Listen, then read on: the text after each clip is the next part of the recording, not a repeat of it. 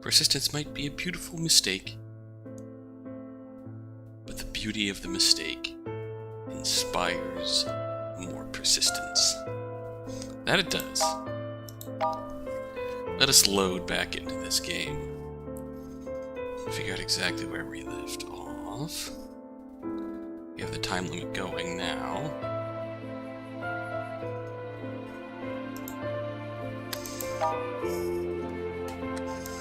Okay.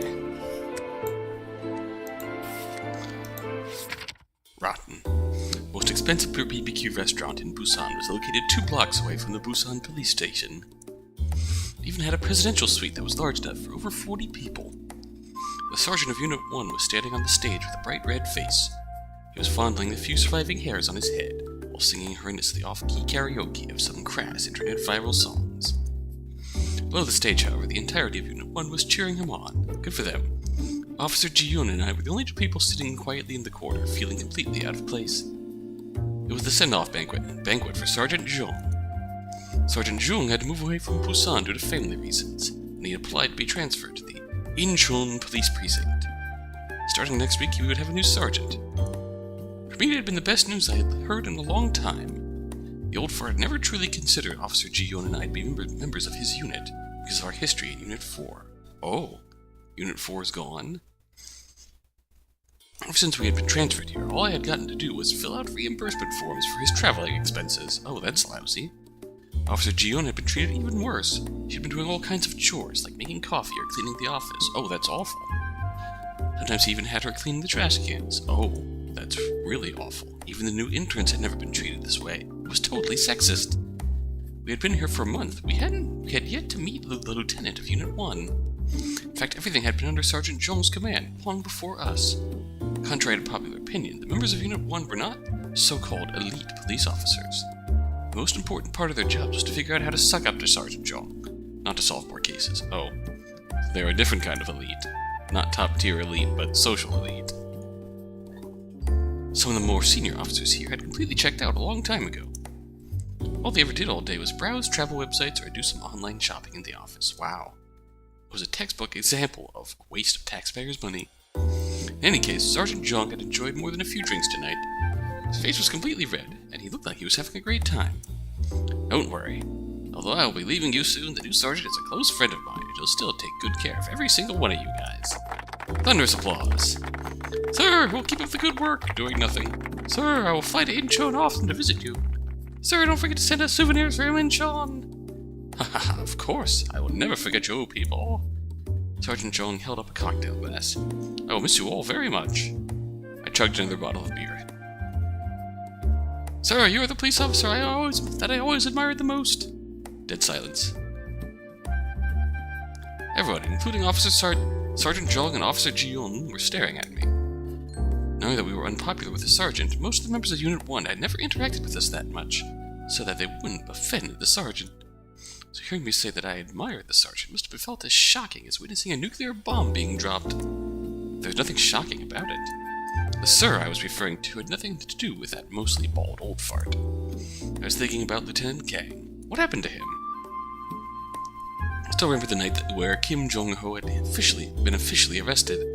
Lieutenant Kang, Officer Ji-yoon, and I had a small celebratory dinner at a small BBQ restaurant completely unlike this one. I had thought that the ideal police career I had always hoped for would finally begin. However, Lieutenant Kang went missing just a few days later. Even now, we still had no idea why he had left us, where he had gone, or if he had run into some danger.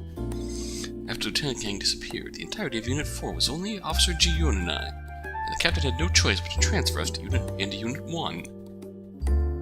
The whole of Unit 3 was under intense investigation, so there was no other places for us to go either. I would have never guessed that Unit 1 would turn out to be so different than what I had imagined. Maybe once the old fox left, things would get better? Maybe I would still have a chance to be a real police officer, instead of submitting phony reimbursement requests for fake expenses. I was feeling dizzy from the alcohol. All I could think about was the memories from my days in Unit 4. I was about to open another bottle when someone slapped me on the shoulder. Hey, I would have never ever realized in a million years that you, a kid from Unit 4, would admire me so much. I'm so pleased. I've made a decision. I'm staying. I'm not leaving anymore. Oh no. What the?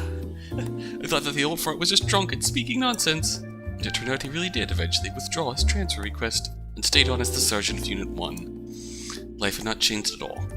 I was still submitting fake reimbursement forms every day. Officer Ji-young was still making coffee and cleaning the office. I should not have said that to him. Could have just missed Lieutenant Kang in my head. He couldn't hear me anyways. Jang Young-min. Wow. This is depressing.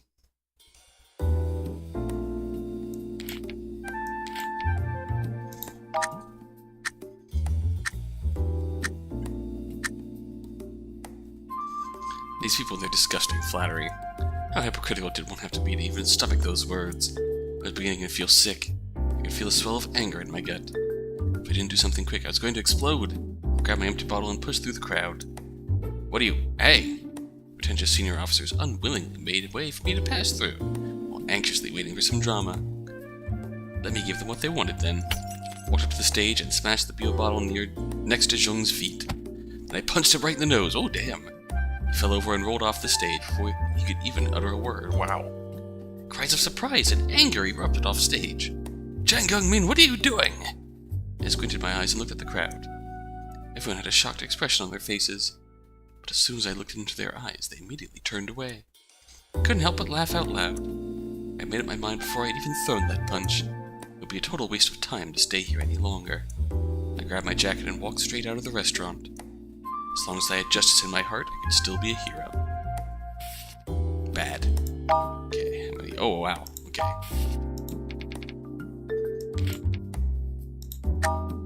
Alright. I thought that's what I did the first time. Dead silence. Everyone, including Sergeant Jong and Officer Ji-young, was staring at me. What did you say? Officer Ji-young wagged her finger in front of my eyes, trying to confirm that I was still sober. I said I'll miss you all when I leave. You, Captain Gong, and that's probably it. Can't stay in this stupid Unit 1 for one more second. All these hypocritical idiots. I've had enough. I slammed the empty bottle on the table and stood up. The moment when I left the suite, it felt like a huge burden had finally been lifted off my back. I went back to the office wing of Unit 1. I turned on my computer and finished a resignation letter in only 30 minutes. Then I printed it out and tossed it onto the old fart's desk. It would be the first thing that the new sergeant would see next week. I sat at my desk for a long time before leaving. I kept staring at the phone. I felt completely at a loss. I imagined the phone would suddenly ring, that it would be Lieutenant Kang calling. I tried to imagine what he would say to me, what I would say to him. The phone never rang. It was all just in my head. I couldn't understand why he would simply disappear without even leaving us a message. If he'd run into something that had forced him to leave, why wouldn't he come and discuss it together with us? Maybe we had never been as close as I always thought. Oh, that means there's a new ending we can unlock here. And I'm gonna venture a guess. Is it this? Wait.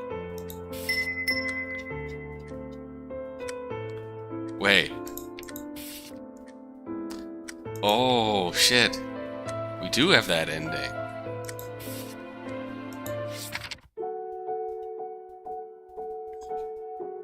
We just solved both of our problems in one go. Beast ran over Daddy in an instant.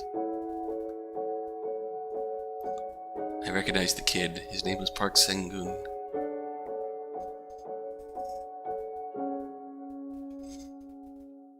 They pinned him to the ground. That's the connection we needed down here, too. 만약 돌아갈 수만 있다면. Wow.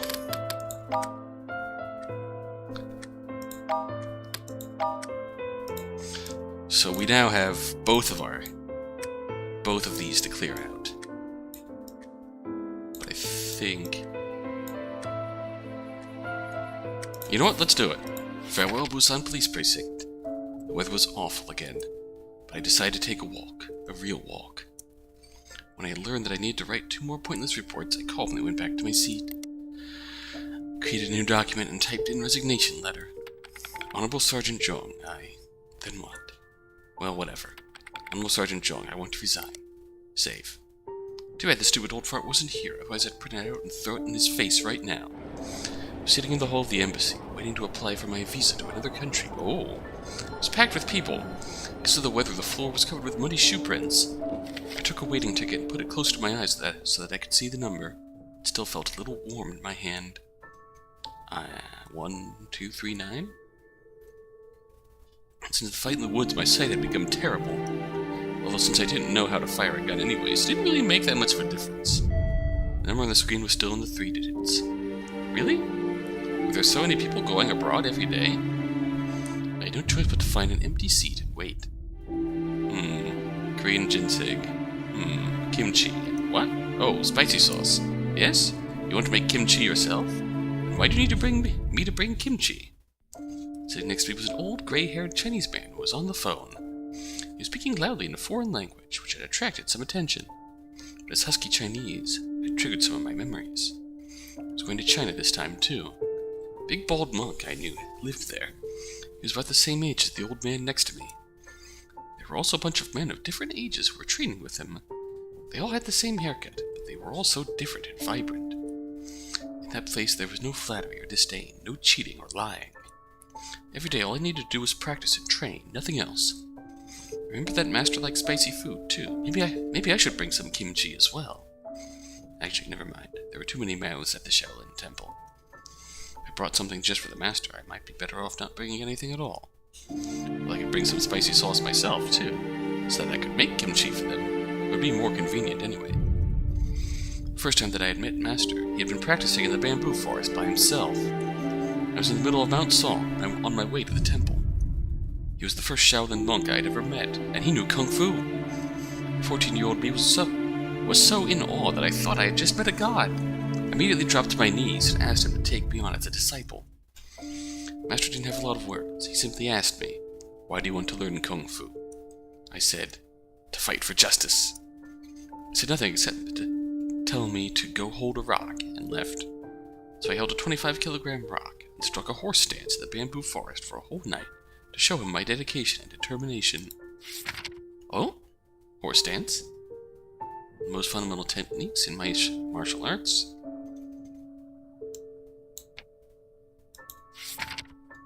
Squats are more effective than the horse stance, if you're in a bodybuild. Not until later did I learn that Master was not particularly senior in the temple. Even so, I was still very lucky. The way the temple trained their disciples was pretty similar to a regular school. They had some training in martial arts, as well as regular schoolwork. Kung Fu they learned this way would be more than enough for self-defense, way too basic for fighting crime. My master was not like the others. Not only did he teach me for free, he also taught me so many more things than the paying students had ever had the chance to learn. We would meet in the bamboo forest outside of the temple every day before the sun even came out, and train until sunset. He'd always fantasized about learning the incredible art of Chinese Kung Fu. So I learned Chinese on my own and watched tons of Chinese Kung Fu movies. I was always particularly fascinated by the skill of pigtail fighting. I'd even grown up my hair so that I could learn about it. Oh, wow! That's where your ribbon and tail came from? Some people believe that it used to be a real skill, but soon forgot because it looks too stupid and pal. Master had told me that he didn't know it. The tail I had would probably still be growing out of my head. By the time I was old enough to enroll in the police academy, I said goodbye to Master and left the temple. I hadn't been back for 5 years. The number kept rolling on the screen. Although it didn't seem to be going any faster just because there were so many people waiting in the hall. These damned officials, can't you guys be a little more efficient? A woman to my left complained. She threw her ticket on the table and then left. I took a peek at the number on the ticket. It was 194. Wow, a low number. I was just about to reach for it when the old man next to me grabbed it first. Then he gave me a smile. Oh well, he should have it then. I was in no hurry to go back anyways. Go back for what? To help the old fart make up stories about where he had gone for business, vacation, how many conferences, tours he had attended, how much he had expensed for receptions, sauna, and bars.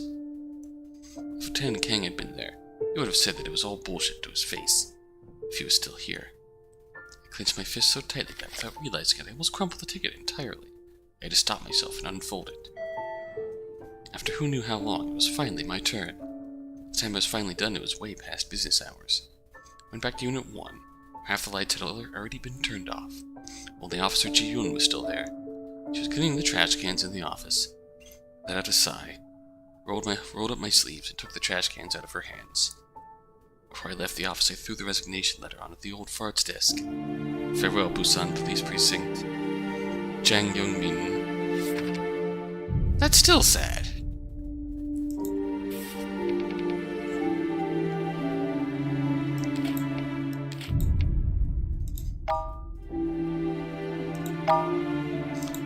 Okay.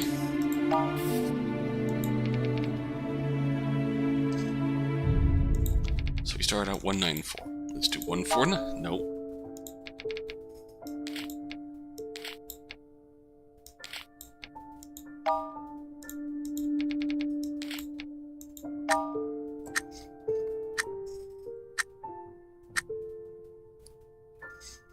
Wow, a small number. I was just about to reach for it when the old man next to me grabbed it first. We took a look at the ticket and threw it back to where it had been. Haha, 914. The old man must be a little superstitious. Oh, about to die. Nice. 895 means hold me tight. 62 means awesome. Oh wow. 520-1314 means I want to get you into my bed. I love you forever. Oh my. I finished the application 2 hours earlier than I had expected. It was still early. Went back to the station. Unit 1 still made me feel as miserable as it always had. Senior officers who were completely oblivious to other people kept smoking in the office. Officer Ji-yoon was making coffee in the break room for over 20 people. She looked tired and bored. The office wing of Unit 1 was probably 10 times larger than Unit 4's. Only half the seats were occupied. And most people who were absent were not out there fighting crime. They were simply missing work. As soon as I sat down, the old fart looked up from his newspaper. Have you finished the report? Almost. I was almost about to throw my resignation letter in his face. I opened the file and clicked print. The printer behind me started buzzing.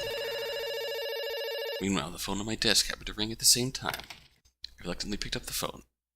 As soon as I heard the familiar voice on the other side, tears started flowing out of my eyes. Midnight. The only office with its lights on was Captain Gong's. Officer Ji-yoon and I walked up to his desk and turned in our badges and guns. I took one step back and gave this man, whom I had just met for the first time, one last salute. Agent Chang? Whoa. Finally, he could go do some actual work. I assume Lieutenant Kang brought his 2 loyal assistants on to help him out there. Now you know what time it is. Let's do Carlos first. We were heading towards the port in a black sedan driven by Yi. She had received reliable information that Mr. Lin had some business at the warehouse there tonight, and I should be able to see him. Mr. Lin. Before heading out, Yi had prepared all kinds of weapons, even some hand grenades. Whoa! She said I had already become an enemy of the Black Dragon Gang, and showing up like this after escaping prison was basically committing suicide. If I insisted on going, we had to be prepared. Oh, the weapons were too difficult for me to use. It took me forever to figure out how to use a handgun, not to mention the others. So in the end I decided to only take a gun with me. Oh boy. No matter what happened tonight, I had to take this opportunity and get an answer from Mr. Lin. We were almost about 1 kilometer away from the port when Yi stopped the car. I opened the door. To be honest, I wish you wouldn't leave me. Yi grabbed my clothes. There's barely any human traffic around here. Nothing else except a group of trees nearby.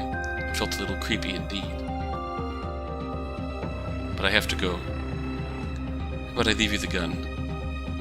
You idiot! That's not what I meant! I mean... You saved my life, Carlos! Her face became red. For some reason, my heart was suddenly beating faster. My face was getting red too, even hot. Oh, Carlos, young love! I even felt my hair perking up. Was this what they called Yi pulled her hand back into the car. I'll be waiting here. And she rolled up the window. I stared at her from outside, nodded my head, and walked toward the port. No matter what, I must come back in one piece. I had so many things I wanted to tell her. Halfway to port, I heard a strange sound of a bird chirping. Didn't sound like regular birds. I began to worry about Yi. That sounds like a signal. I ran back to where the car was. The black sedan was still there. The driver's side door was wide open, and there was no one inside the car. I saw a few drops of blood on the ground near the door. Oh no! Got into the car and started the engine. I was driving at the highest speed possible. Went through every single road and alley that I could find nearby, but I couldn't find any other cars or people that looked suspicious. The sun had come out, and I still couldn't find Yi. In the end, I didn't see Mr. Lin at the port. I had lost Yi. She was gone just like that. There were too many people who had a reason to harm her. It could be an enemy of the Blood Gang. It could be someone who had a personal grudge, like Mr. Kwan. It was all my fault. I should not have let her wait for me there. Lord, please bring her back to me. Carlos. Wow. That's...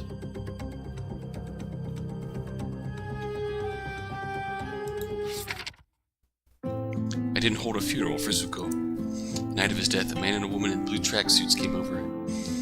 They told me that they had been his long-time designated body handlers. There was no sign of grief on their faces. They just moved his body into a body bag like it was business as usual. They unlisted and canceled the phone number. And a favorite 3-month-old adult magazine was also thrown into the body bag and taken away. All that was left to me was Zuko's own credentials to his business app, and all of the contact information for his informants over the years. He seemed to know that I would need all of this one day. And one night, it was almost as if this person had never existed. It was like magic. Well, it befitted the style of the magician. I didn't wait until the next day. I followed the lead that Zuko had given me and contacted multiple informants of his.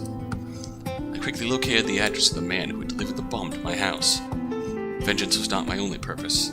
Another thing that caught my attention was the small item that Zuko had taken off the bomb. It was such a unique item that I had recognized it instantly. There was no mistake. I had made something similar to this over a dozen times myself. I couldn't be more familiar with the technique. When he came back for the laundry, still humming a tune, he didn't notice my existence at all.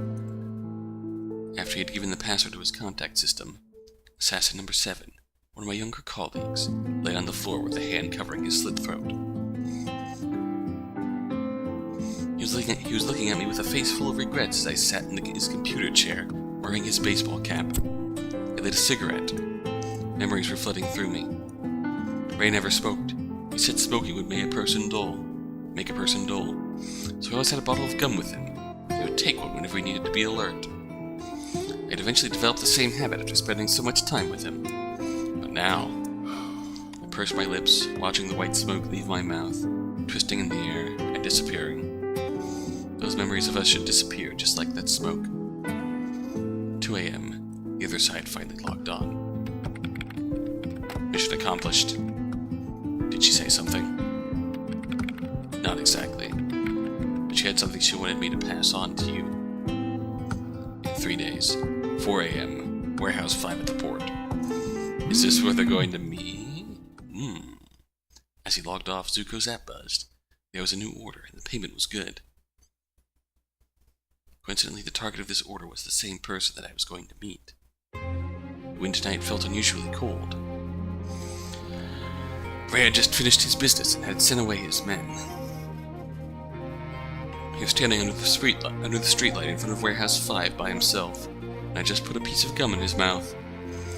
The fallen leaves were swept up in the air by the wind and blown toward where I was hiding. Oh yeah, it's sexy jazz time. He looked up. His eyes squinted. His mouth curled into a perfect arc, with the same expression he had on his face every time he saw me in the past. I turned my head and looked away. I knew it was just a trick. A trick that he was using to play me. I just couldn't force my finger to pull the cold trigger. Gunshot. I wiped away the tears. I was leaning on a rock near the dam, facing the ocean, with Ray's coat over my shoulders. Mine was slipping away from me, along with the warmth as it slowly left my body. Is Mexico on the other side of the ocean? No, I don't think it's the right direction. The ocean is so dark. When's the sun going to come out? Carlos must be in class right now. Maybe school is almost over. Is it snowing? No, it can't be. It must be dreaming. Must be. Heavenly Father, please take me to him. Don't let me wander in the wilderness alone. Please, Alicia. Oh boy.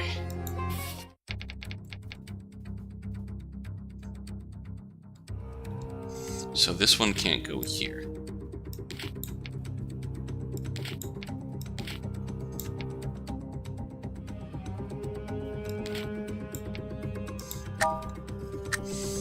Well, let's see what happens. Whoa, 2 gunshots! His bullet grazed my left shoulder, and mine went through his right eye. To be honest, I wish he wouldn't leave me. I turned my head and looked away. I stood upon the dam facing the dark ocean, with Ray's coat over my shoulders. I could still feel the final warmth from his body. Tears were streaming down my face and dancing in the wind. Eventually, the warmth was gone. Farewell, Ray. I pushed his already cold body down the dam, and it kept rolling into the pitch-black water below. In the middle of the waves, I thought I heard Carlos calling my name. I turned around. The wind had blown Ray's coat off my shoulders, and it carried the coat into the ocean. On the other side of the road, my younger brother, whom I haven't seen in 9 years, was standing under a streetlight. Carlos! It wasn't a dream. It really wasn't a dream this time. He wasn't moving, though. He must have seen me push Ray down. Oh no. I didn't know whether I should go forward or back away. I never imagined this would be how our Heavenly Father would punish me. Meanwhile, seeing Carlos at that moment made me temporarily lose my assassin's instincts. I didn't even notice the amateur who had followed behind Carlos and was now staring at me from behind the cargo container 20 meters away from me. He was just an amateur with an amateur weapon, but he got me. The bullet went straight through my heart. I only had 7 seconds left. I stepped forward. 20 meters away. 6 seconds. 16 meters. 5 seconds. 10 meters. 4 seconds. 4 meters. 3 seconds. I touched his hand. 2 seconds. I kissed his forehead. 1 second. Forgive me.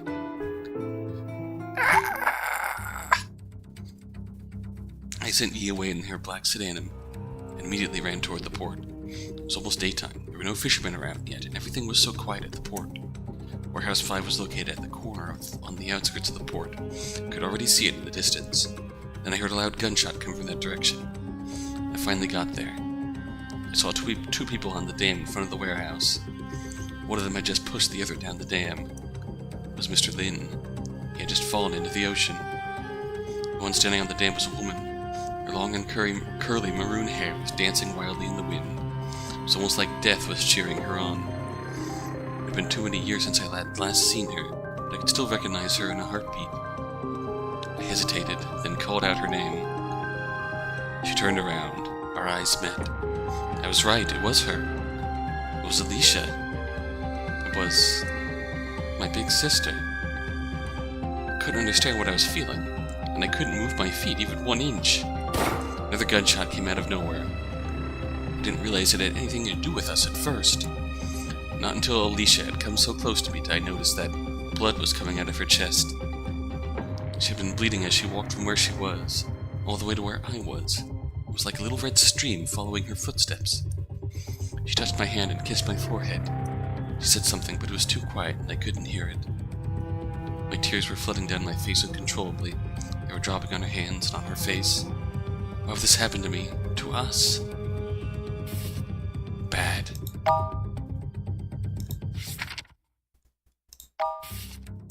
Oh boy.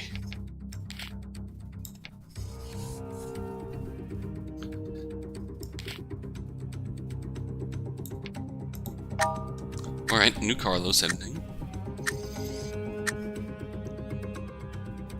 I sent Yi away in her black sedan and immediately ran toward the port. It was almost daytime. There were no fishermen around yet, and everything was so quiet at the port. Warehouse 5 was located at a corner of the outskirts of the port. I could already see it in the distance, and I heard a loud gunshot coming from that direction. When I finally got there, I saw two people on the dam in front of the warehouse. One standing was Mr. Lin, who I hadn't seen for over half a year. He was holding a gun in his raised left hand. The other one on the ground was a woman. She had long and curly maroon hair, and she was lying motionless in a puddle of blood. It had been too many years since I had last seen her, but I could still recognize her in a heartbeat. I couldn't understand what had happened, why it had to happen right before my eyes. My brain had gone completely blank. The numbness, I had raised the gun Yi had given me. Oh shit. Oh no. That's just gonna change the first part of Alicia's. Oh no, I couldn't make my shots as the tears blurred my right eye. 2 gunshots. To be honest, I wish she wouldn't leave me. I wiped away the tears. I was leaning on a rock near the dam, facing the ocean, with raised coat over my shoulders. Mine was slipping away from me, along with the warmth as it slowly left my body. Is Mexico on the other side of the ocean? No, I don't think it's the right direction. The ocean is so dark. When is the sun gonna come out? Carlos must be in class right now. Maybe school's almost over. Is it snowing? No, it can't be. I must be dreaming. It must be. Heavenly Father, please take me to him. Don't let me wander in the wilderness alone. Please. Okay, I'm only gonna back out of here just to save. Because we're kinda getting low on time here. God, we're getting so close. I'm gonna turn on hints. So, retry. Wipe away the tears. Bad. Okay, hints. Hints. Where's the hints? Bad. Bad. Okay.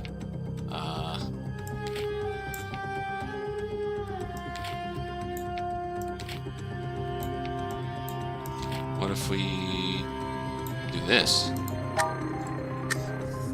Well, we're bad. Bad end, but another Carlos in. But I have to go. You idiot, that's not what I mean! Her face became red. For some reason my heart was suddenly beating faster. My face was getting red too, even hot. I felt my hair perking up.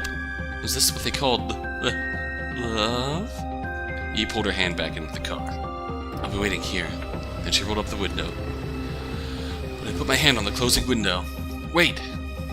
I noticed something in the nearby trees earlier. It could just be some animals. It could also be someone following us. Yi was the princess of the blood gang. I couldn't leave her here by herself. I walked around the area for a little while after Yi had driven away, making sure nobody was following her. I waited until there was no more unusual rustling in the trees, and then continued walking to the port. I was walking so slowly. All I could think about was Yi. I didn't even notice that it had started snowing.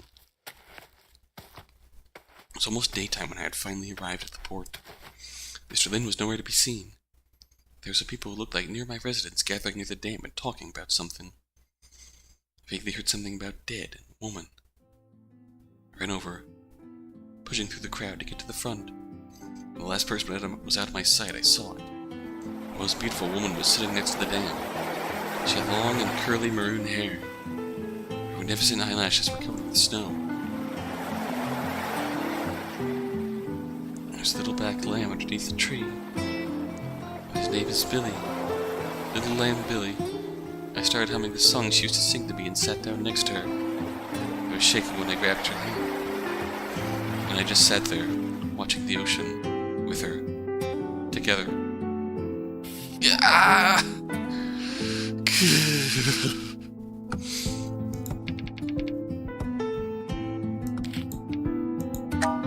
Oh, hello. This has to be good. This has to be good. 2 gunshots. His bullet grazed my left shoulder. Mine went through his right eye. I stood there upon the dam, facing the dark ocean. We delay Carlos, so Carlos doesn't see his sister doing a murder. Oh, no. This is gonna be good. With Ray's coat over my shoulders, I could still feel the final warmth of his body. Eventually he was gone. Zuko's had just received another order. It seemed quite dangerous. I threw his coat into the air and let the wind carry it into the ocean. I set my destination for the next target. Oh no, time to go. Oh no, but I have to go. You idiot, that's not what I mean. Her face became red. For some reason my heart was suddenly beating faster. My face was getting red too, even hot. I even felt my hair perking up. Was this what they call the... He pulled her hand back into the car. I'll be waiting here. Then she rolled up the window. I put my hand on the closing window. Wait! I noticed something in the trees earlier. It could be just some animals, but it could also be someone following us. Yi was the princess of the blood gang. I couldn't leave her here by herself. I walked around the area for a little while after Yi had driven away, making sure nobody was following her. I waited until there was no more unusual rustling in the trees, and then continued walking to the port. I was walking so slowly, all I could think about was Yi. I didn't even notice that it had started snowing. It was almost daytime when I finally arrived at the port. Mr. Lin was nowhere to be seen. There were only a few fishermen arguing about where they should still go fishing in the unusual weather. I turned around. All my earlier footprints had been covered by the snow. It was white all around me. Suddenly, I couldn't even remember which direction I had come from. Nor did I know where I should go next. I had missed another chance to find my sister. I was such an idiot. Still, no news might be good news, too. I still had plenty of time to keep looking for her. Was I being too hopeful? No. Being hopeful was a good thing. Alicia used to tell me that all the time. I should keep being hopeful. That would be the right thing to do. Right, Big Sis must still be out there somewhere. Perhaps she was watching the same snow as I. Ah! Ah!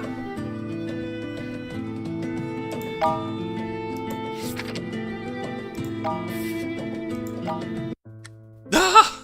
That's it? That's it? No!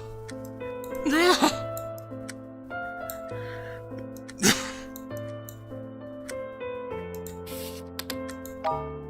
Just like that, that's it?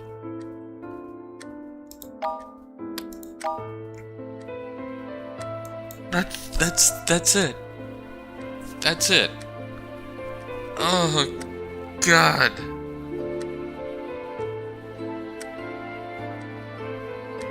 Oh, no.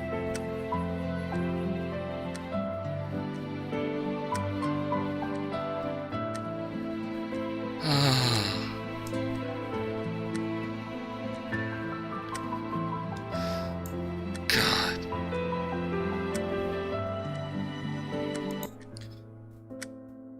We've really come a long way, haven't we? From when it started with a simple letter from Li Wen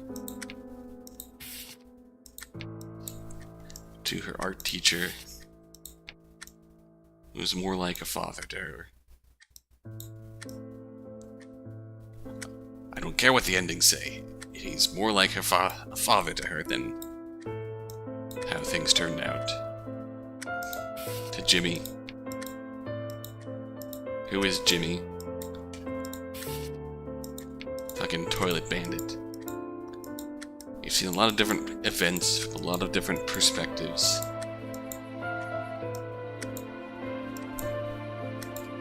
Poor Jack. Selective cognitive impairment.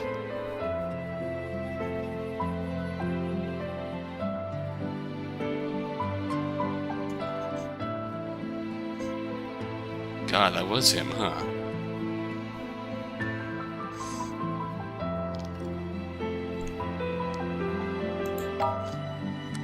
So Jack's first letter was in there. Carlos and Alicia started out simply leaving the safety of their homeland. Lost. Never to be found again. Always crossing each other's paths just a bit too late. Our detective friends struggling with justice in a world where justice is often corrupt. A man looking for revenge, and a poor cat trying to make his day.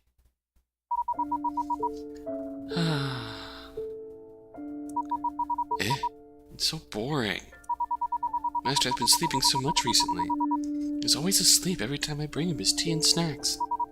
Everything is gone when I come back to take the tray. Why don't I ever see him awake? It is still snowing so hard outside. Uh-oh. Orange text. Every day feels the same. It's strange that I'm also starting to feel sleepy. I should also go and take a nap. Oh no.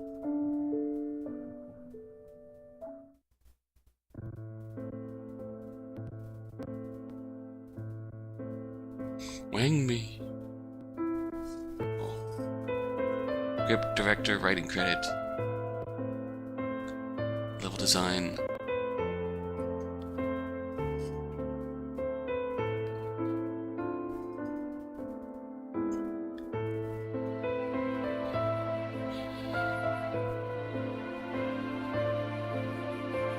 Voice credits.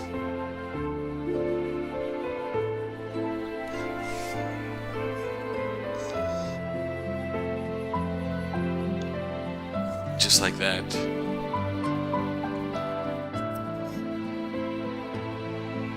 It's still snowing outside.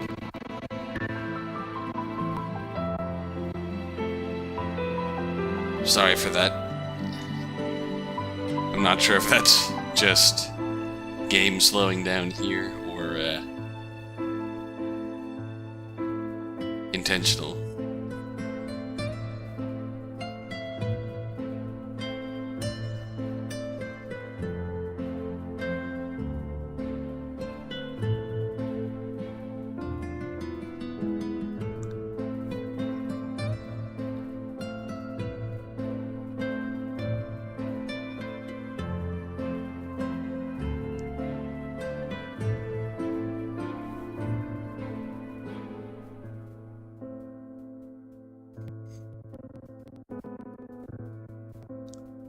We couldn't find an answer in time.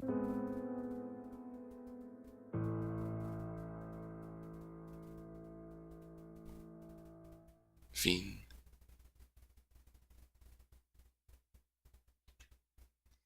Afterwards, both Willie and Myth fell into eternal hibernation.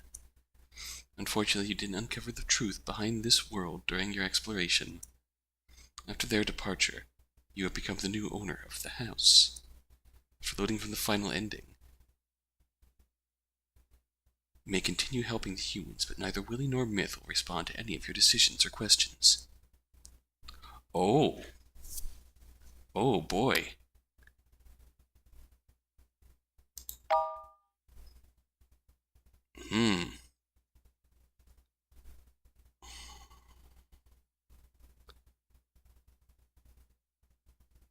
This was my last save.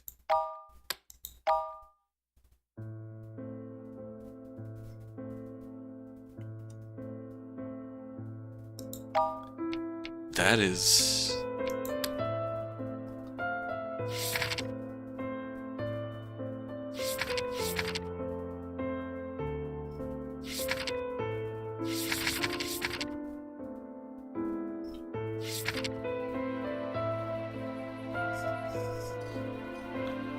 Peace. It seems like we have a lot of endings yet to uncover.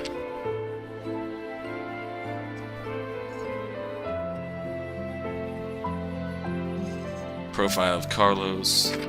Profile of Pi.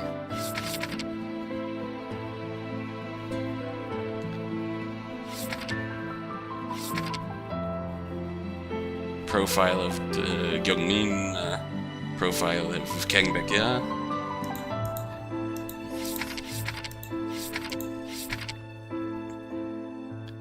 We still have to discover the truth.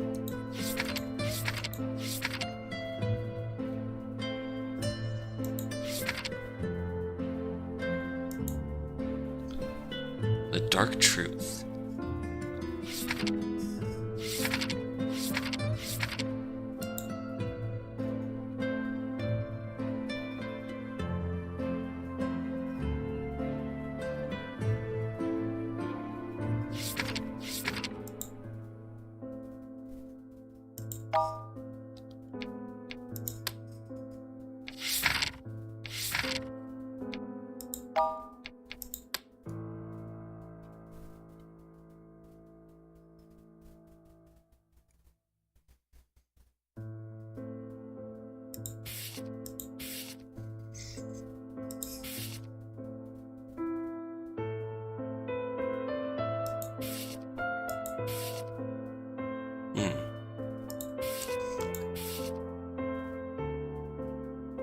I still love this picture.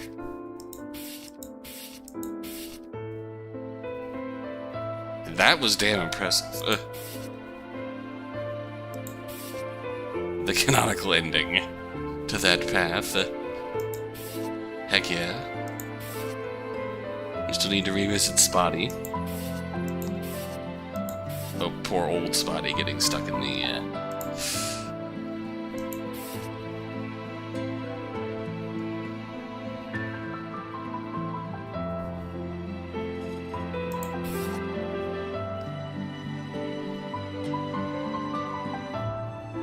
Did we see that? That said new on it. See, yeah, this was all new. Oh, we haven't checked all of these. Oh, that ending though, God. Why?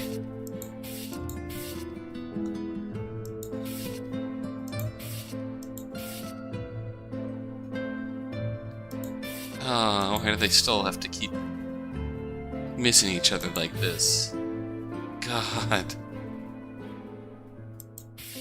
Fucking toilet bandit Jimmy. Nope, not even gonna touch that. Not even gonna touch that. Ugh, scary. Hope. The sun.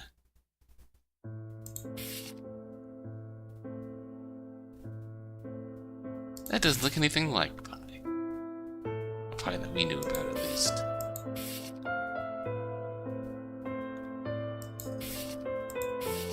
Oh, poor Sir Spotty.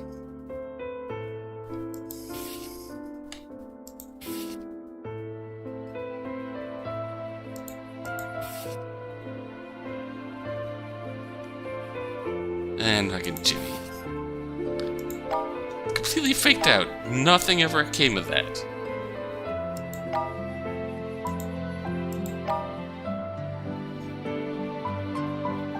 What happens if we load? Nope, we're just right back into it. We just won't see Willy or Myth ever again. We are now the owner of the pen, the owner of the house.